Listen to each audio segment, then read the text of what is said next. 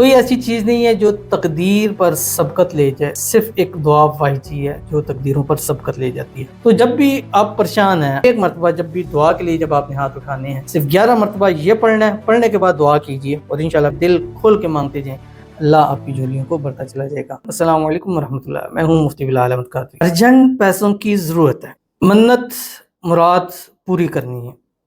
جب بھی آپ نے دعا کے لیے ہاتھ اٹھانے ہیں تو 11 مرتبہ آپ نے یہ ضرور پڑھ لینا ہے۔ دعا تقدیروں کو بدل دیتی ہے، تو ایک مرتبہ جب بھی دعا کے لیے جب آپ نے ہاتھ اٹھانے ہیں، صرف 11 مرتبہ یہ پڑھنا ہے، پڑھنے کے بعد دعا کیجئے اور انشاءاللہ پھر بتائیے گا کہ آپ کی دعا قبول ہوئی ہے کہ نہیں ہوئی ہے۔ تو ویڈیو کو لائک کیجئے گا، چینل پہ نہیں ہے چینل کو سبسکرائب نہیں کیا ضرور کیجئے گا، ساتھ لگے بیل آئیکن کے بٹن کو دبائیے گا تاکہ آنے والی تمام لیٹسٹ ویڈیوز آپ کو بروقت مل سکیں۔ جیسے فرض نماز ہے، فرض نماز جیسے ہی پڑھی جائے اس فرض نماز کے بعد بھی جو ہے وہ دعا قبول ہوتی ہے۔